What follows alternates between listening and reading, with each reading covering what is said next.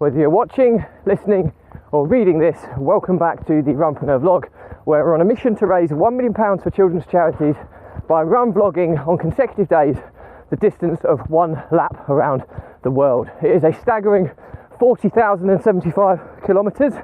It's going to take somewhere in the region of 11 years to accomplish, so plenty of time to raise that money. I'm going to commit to vlogging whilst running a minimum of 5 kilometres every single day, and I'm even going to do it barefoot style.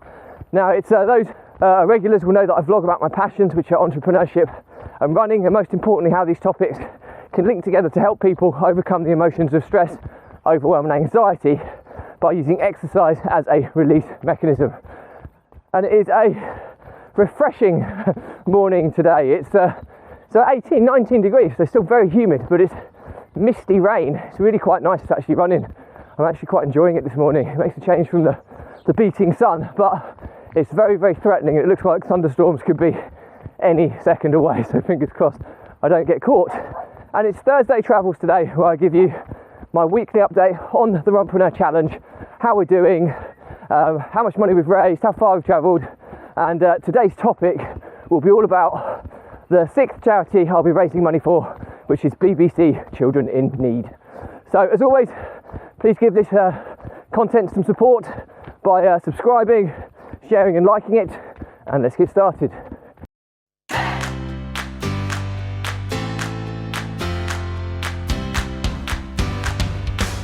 So BBC Children in Need. Now this is the BBC, or the British Broadcasting Company's own charity, and it's been going for as long as I can remember. It must be as old as me, maybe even older. I remember my childhood growing up watching BBC Children in Need every single November without fail, and you see the journeys, the lives, the people that this charity has touched over the years. It's kind of, it brings back so many memories, I say fond memories because I'd be watching it with my own safe, secure and happy family. And when you look into what BBC Children in Need do, their mission is very simple. It's to make sure that every single child has a safe, happy and secure environment in which to live in, and that they have access to opportunities to reach their full potential. That is BBC Children in Need's mission. Okay, they raise huge amounts of money every single year. It's normally hundreds of millions on the annual fundraiser. I mean, they're a marketing machine, but the thing is they touch so many children's lives in so many positive and profound ways.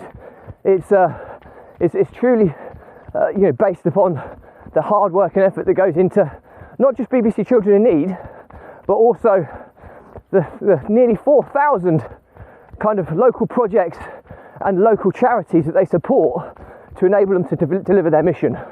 So they're like they support kind of local projects and local charities, so they're not just doing things themselves. They will be doing things themselves, but they also provide grants and funding for local projects to make a difference to the community. So they get really into the nitty and gritty with local communities, which I think is really, really important. So massive charity, but manage to have that contact on a very intimate basis with local communities and people that need it most. And because of that, they get to cover a huge array of issues affecting children.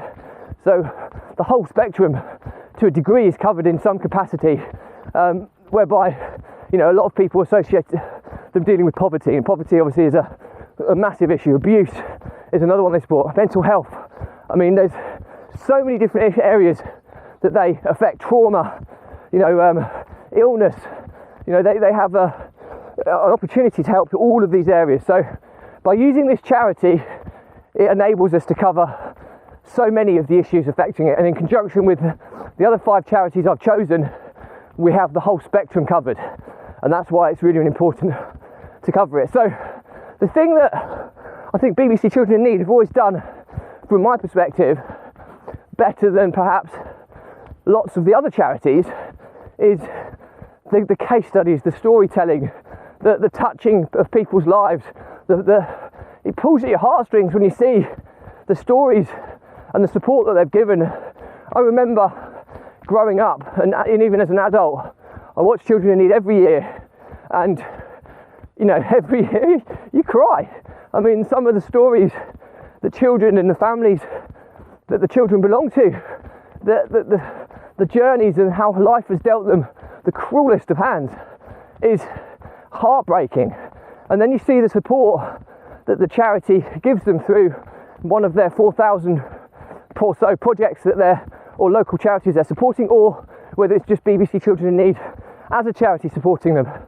It's just it's lovely to see the support and the actual impact that the lives that have actually been changed. And that's you have to be very, very careful, because having spoken to all the 6 charities that I'm raising money for, there's obviously safeguarding of children, all this kind of legislation that needs to be covered to ensure that compliance is there.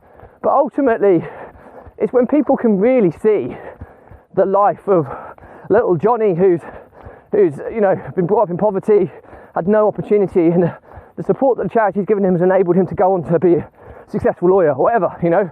Those types of stories will make people resonate and understand, empathise, and ultimately give more money, which is why this charity raises a crazy amount of money, by far more than any of the other charities. So it's and more of the charities I'm working with, and I think it's down to obviously the press coverage, the TV, you know, prime time slot that they get, obviously has a massive bearing, but in the messaging that they give is really, really important. So I think I've chosen this charity because I have so many memories of this charity, from the presenters, the stories, the journeys, the impact, the money they've raised over the course of the years, and it's very, very close to my heart. So I always give to children in need every year, and I try and give as generously as I can. So to be able to do this for them is really quite a big deal for me on a personal perspective, but I'm very, very confident that money that gets raised that goes to them will make a huge, huge difference. So truly excited to be on this journey, and from a challenge perspective, hopefully by working with BBC Children in Need, maybe there can be some publicity for what the Runpreneur challenge is, that can hopefully allow the other 5 charities to piggyback on the marketing, you know, reach that BBC Children in Need have, to hopefully help us raise more money, which will equally benefit BBC Children in Need as the other 5 charities that I'm working with. So that's pretty much it for me today. As always, if you've got any questions on this stuff, drop me a comment, I'll respond to everyone. It's just starting to get heavy now. Probably see spots of rain on the lens. Yeah, it is starting to rain a lot heavier now, and I've still got a good 5 kilometres or so to go, so it's going to be a wet one this morning. If you have a bigger question, I'll do a separate vlog episode and I will tag you in. And please do support the challenge any way you can. Check out the links in my bios where you can go to the website, you can find out how you can get involved, you know, whether that's financially or non-financially. There's lots of different ways you can support the challenge, so please check it out. And all I have to say is that the content I vlog about has always been geared around helping people overcome the emotions of stress, overwhelm and anxiety by using exercise, and as my case, run vlogging as a release mechanism. And you know, we all experience the daily pressures the weekly pressures that are in the form of stress, and it's often how we relieve these stresses on a daily, weekly basis that can determine how we can progress in our lives. And so how do we process what's happened? How do we gain clarity on what's going on? How do we refocus? How do we clear our heads? How do we move on? That is ultimately what a release mechanism is. And I get that through run vlogging, okay? Other people get it through exercise, different types of exercise. Other people get it through reading, meditation, listening to music, going for a walk. So many different ways in which you can integrate a release mechanism in your life. But if you don't do it, it will ultimately result in stresses building up and up and up till you get overwhelmed. When you get overwhelmed, you've got too many things going around your head to be able to focus on any, and you almost have a seizure, you freeze, you procrastinate, and before you know it, you've drifted towards panic and anxiety, whereby you're flirting with the edges of mental health issues. It's like pressure building in a pipe. The daily pressures are going to build in the form of stress.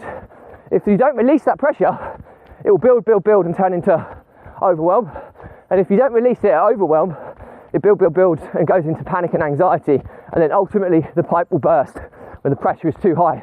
At that point you have a mental health breakdown. Now, I've been there. I've lost businesses because of this. I've lost business partners, and I've almost been bankrupt for these exact reasons. And it's a horribly, horribly dark place, and I wouldn't wish it upon my worst enemy.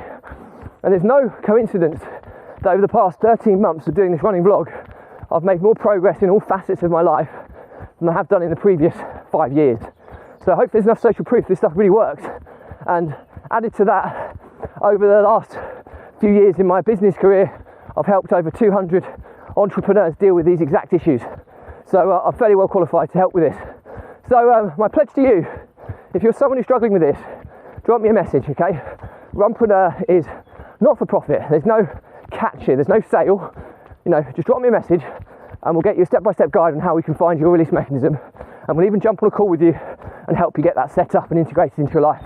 And I've done this over and over again with so many different people, and we've made some amazing progress for those individuals.